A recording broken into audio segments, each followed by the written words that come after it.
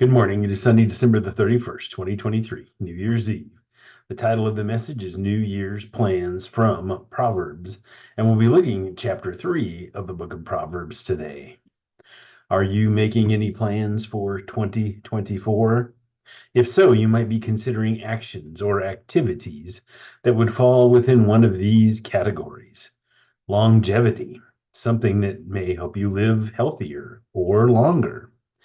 Prosperity, something that may allow you to have greater financial security. Or maybe peace, something that may foster better relationships with family and friends. Let's consider how the wisdom of the Bible can help us make godly plans that will have a positive effect on our longevity, prosperity, and peace in 2024. Proverbs chapter 3, verses 1 through 2 say this: My son, don't forget my teaching, but let your heart keep my commands, for they will bring you many days, a full life, and well-being. Doesn't this sound like the introduction to the formula for enjoying longevity, prosperity, and peace? Let's read on, where we will discover 10 actions and activities we should include in our plans if we wish to enjoy the benefits we just talked about. Number 1, remain loyal and faithful. Reading in verses 3 and 4. Never let loyalty and faithfulness leave you. Tie them around your neck. Write them on the tablet of your heart. Then you will find favor and high regard with God and people. We must be loyal to God in all that we do. We must also be faithful to God and in our commitments to others. And we'll find the rest of the actions or activities that we will talk about will depend greatly on our loyalty and faithfulness. Number 2, trust in the Lord with all your heart. Proverbs chapter 3, verses 5 through 6. Trust in the Lord with all your heart and do not rely on your own understanding. In all your ways, know him, and he will make your paths straight. We must place our trust in no one and nothing else but in God.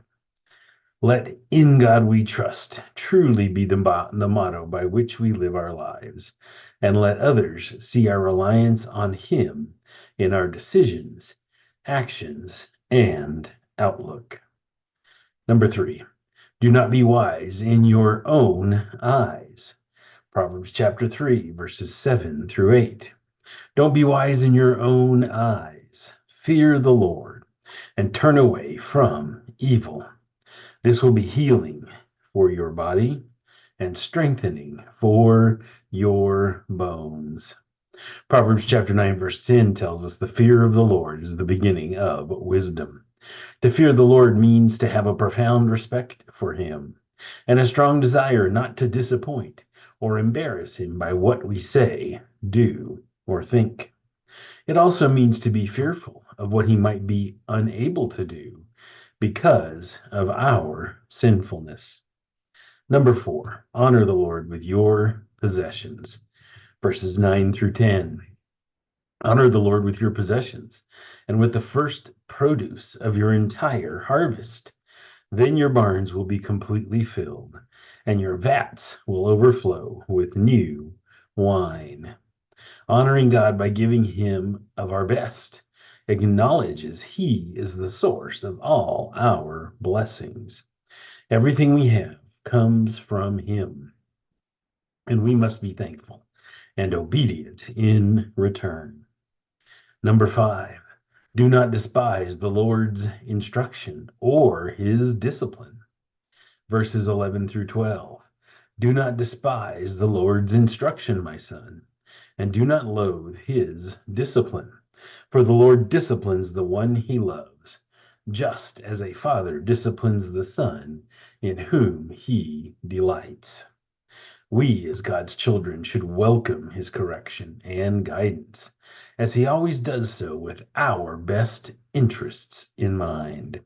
Like a loving parent, He corrects so that we might avoid harm, shame, and defeat. Number 6, seek godly wisdom and practice discretion.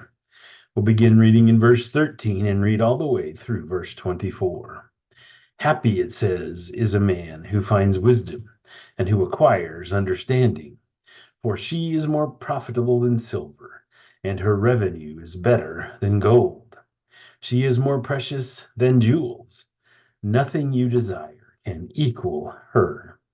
Then in Proverbs chapter 3, verse 16, long life is in her right hand, in her left, riches and honor. Her ways are pleasant, and all her paths peaceful. She is a tree of life to those who embrace her, and those who hold on to her are happy. The Lord founded the earth, it says in verse 19, by wisdom, and established the heavens by understanding. By his knowledge the watery depths broke open, and the clouds dripped with dew. Then verses 21 through 23. Maintain sound wisdom and discretion. My son, don't lose sight of them. They will be life for you, an adornment for your neck. Then you will go safely on your way. Your foot will not stumble. When you lie down, you will not be afraid. You will lie down, and your sleep will be pleasant. Godly wisdom is one of the most precious things we can possess on earth. When a Christian possesses wisdom, God can bless that person knowing that his gifts will be well used and his kingdom will benefit. Likewise, we should practice discretion, guided by God-given discernment and wisdom in our daily decision making. Number 7, do not live in fear. Verses 25 through 26. Don't fear sudden danger or the ruin of the wicked when it comes, for the Lord will be your confidence and will keep your foot from a snare. We live in very uncertain times, and they seem to be getting worse each day. But if we have Christ in our hearts and have placed our trust in God, we have nothing to fear. We should trust God to provide our needs, no matter what is happening in our world. We move on to number 8. Do not withhold your help. Proverbs chapter 3, verses 27 through 28. When it is in your power, don't withhold good from the one to whom it belongs. Don't say to your neighbor, go away, come back later. I'll give it tomorrow when it is there with you. You and I should always bless those God leads us to bless. When the opportunity to bless someone arises, do so without hesitation or reserve and without delay. Number 9, do not plot harm against your neighbor. Verses 29 through 30 say this, don't plan any harm against your neighbor, for he trusts you and lives near you. Don't accuse anyone without cause when he has done you no harm. In Matthew chapter 7, verse 12, Jesus reminds us of this. Whatever you want others to do for you, do also the same for them. Don't talk badly of others just to build yourself up, and don't undermine someone for your own gain. These are the practices of the world, not the practices of God's children. Finally, we come to number 10. Do not envy worldly people or choose their ways. Verses 31 through 32. Don't envy a violent man, it says, or choose any of his ways. For the devious are detestable to the Lord, but he is a friend to the upright.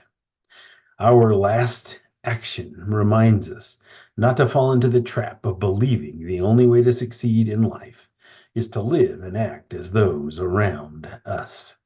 The worldly may enjoy success for a time, but their disobedience and sinful condition will catch up to them in the end. And when that time comes, don't you know they would trade all their excess and past pleasure for the grace that you and I will enjoy? In closing, let's compare and contrast the outcomes for those who choose to follow the plans we discovered in Proverbs chapter 3, and for those who choose not to follow them. Verses 33 through 35. The Lord's curse, it says, is on the household of the wicked, but he blesses the home of the righteous. He mocks those who mock, but gives grace to the humble. The wise will inherit honor, but he holds up fools to dishonor. Those that choose to live as the world instructs them to live will ultimately be cursed, mocked, and dishonored. But to those who do not forget God's teaching and who keep his commands, God will give blessings and grace and honor. I ask you this morning, which would you rather receive?